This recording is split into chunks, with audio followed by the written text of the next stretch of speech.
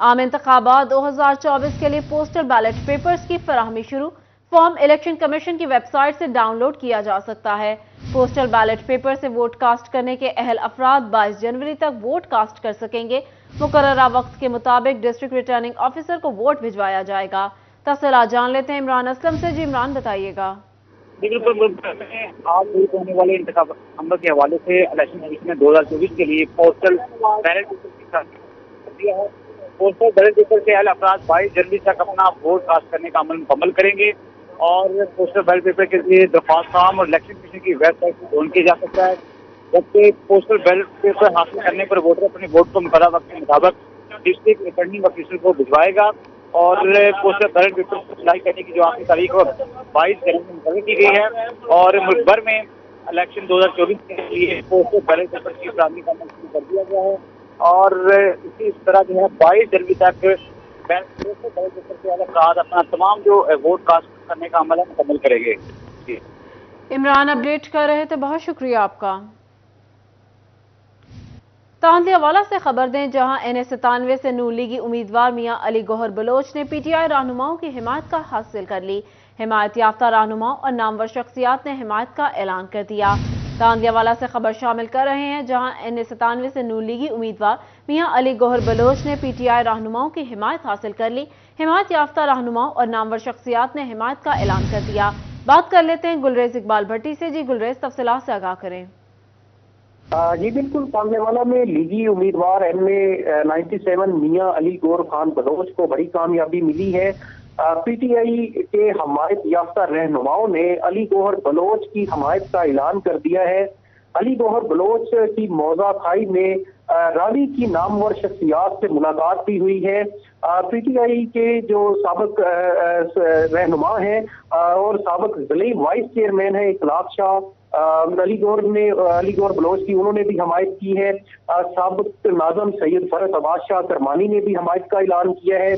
साबिक तहसील नाज़म सैयद अख्तर अब्बास शाह और सैयद फैसल अब्बास शाह करमानी ने बिरादरी, दोस्तों, सियासी धड़ों समेत हमायत का ऐलान किया है। मियां अली गौहर खान बलोच ने करमानी खानदान की शमूलियत पर शुक्रिया अदा किया है। अली गौहर खान बलोच का ये कहना है कि इलाका भर की तमीर और तरक्की के लिए जो है वो कोशा हूँ और NA97 के तमाम खानदानों की हमायत पर मशहूर भी हूँ। और अली गौहर खान का कहना यह भी है कि 8 फरवरी का सूरज इंशाल्लाह नून लीग की फतह का दिन भी होगा। जी गुलरेज अपडेट कर रहे थे, बहुत शुक्रिया। जहां के सूबाई हल्के PP 125 से आजाद उम्मीदवार उस्मान अकरम चीमा की इंतखाबी मुहिम जारी। सेहत, तालीम और सड़कों पर काम करने और आवाम के मसाइल हल करने का अज़्म किया। बात कर लेते हैं ब्यूरो चीफ जंग मोहम्मद रमजान मिर्जा से। जी रमजान, बताइएगा। जी बिल्कुल, आम इंतखाबात 2024 की तैयारियां तो चल ही रही हैं। इसके साथ साथ जो उम्मीदवार हैं उनकी जानिब से भी जो है वो जोड़ तोड़ वोट सपोर्ट के लिए जो है वो कैंपेन चलाई जा रही है। शाहजीमना में मौजूद हैं और हमारे साथ इस वक्त सूबाई हल्के से आज़ाद उम्मीदवार उस्मान चीमा साहब मौजूद हैं, उनसे बात भी करते हैं। उस्मान साहब, ये बताइएगा, आज़ाद हैसियत में इलेक्शन को किस तरह देख रहे हैं और क्या मंशूर है आपके पास कि लोग जो हैं वोटर सपोर्टर आपके ऊपर जो है वो एतमाद करें? बिस्मिल्लाहिर्रहमानिर्रहीम। रमज़ान भाई, बहुत शुक्रिया, आपने मुझे अपना इजहार करने का मौका फराहम किया और आपने मुझे कवरेज दी। रमज़ान भाई, बात यह है कि मैं हूँ एक अवामी लीडर। आपने देखा होगा कि हर एक के फ्लैक्स के ऊपर तो लिखा होता है कि अवामी लीडर, निडर, बेबाक, सारा कुछ होता है, लेकिन अवामी लीडर की जो तारीफ़ होती है ना, वो ये होती है कि जो आवाम से आए, आवाम उसको प्रोजेक्ट करे और आवाम से आए। मेरे इससे पहले जितने भी उम्मीदवारान आए हैं इस हल्के में, वो सारे किसी न किसी की गोद में बैठ के आए हैं। जितने भी हैं, किसी न किसी के ऊपर कोई ना कोई लैब का एलिगेशन ज़रूर है कि कोई किसी की गोद में आया, कोई किसी की गोद में बैठ के आया। जहाँ तक मेरा तल्लक है तो मैं यहाँ पे आवाम की मोहब्बत और आवाम के प्यार में इंशाल्लाह मैं पिछले 5 साल से फील्ड में हूँ और अपना वर्क कर रहा हूँ। लोगों की मोहब्बत है, उनका प्यार है। मसाइल क्या हैं और उनके हल के लिए क्या इक़दाम हो रहे हैं? मैं बताता हूँ, इलाके के मसाइल जो है ना, वो हर इलाके में जनरली होते हैं। ये कोई यहाँ पे कुछ स्पेसिफिक मसाइल नहीं है।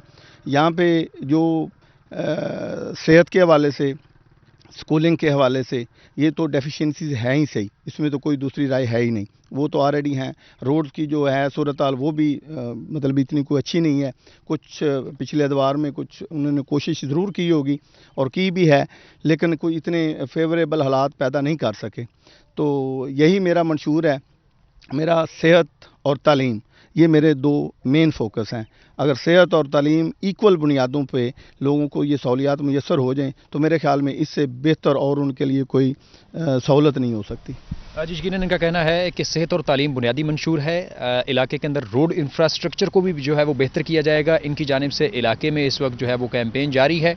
रमजान मिर्जा अपडेट कर रहे थे, बहुत शुक्रिया।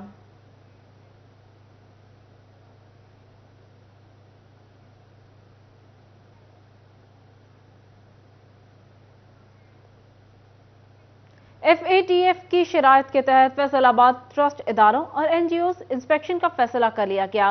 गैर कानूनी सरगर्मियों में मुलव्वस चैरिटी कमीशन और सोशल वेलफेयर की शराइत पर पूरा ना उतरने पर NGOs रजिस्ट्रेशन मनसूख कर दी जाएगी। तफसीलात जानते हैं इमरान असलम से। जी इमरान, बताइएगा। बरामद होते हुए फैसलाबाद समेत पंजाब भर में गैर कानूनी सरगर्मी में मुलव्वस और चैरिटी कमीशन और सोशल वेलफेयर के क्राइटेरिया पर पूरा ना उतरने वाली NGOs के लाइसेंस मनसूख करने का फैसला किया गया है। इसी हवाले से फैसलाबाद में जो है वो 100 से ज़ायद ऐसी NGOs हैं जिनकी प्रॉपर्टीज़, अकाउंट्स और असासों की तफसीलात तलब की गई हैं और फैसलाबाद में इन तमाम NGOs की प्रॉपर्टीज़ के हवाले से जो है वो AC सदर और AC सिटी की जानब से जायदादों की तफसीलात तलब की गई हैं और नॉन फंक्शनल जो NGOs हैं उनकी रजिस्ट्रेशन मनसूख की जाएगी और इसके साथ साथ उनकी जो जायदादें हैं वो मुंजमद की जाएंगी और तमाम जो रिपोर्ट है वो DC फैसलाबाद को अरसाल की जाएगी। और इसका बुनियादी मकसद FATF की शराइत पर अमल दरामद होते हुए जो गैर कानूनी सरगर्मी में मुलव्वस NGOs हैं उनकी रजिस्ट्रेशन मनसूख करना है।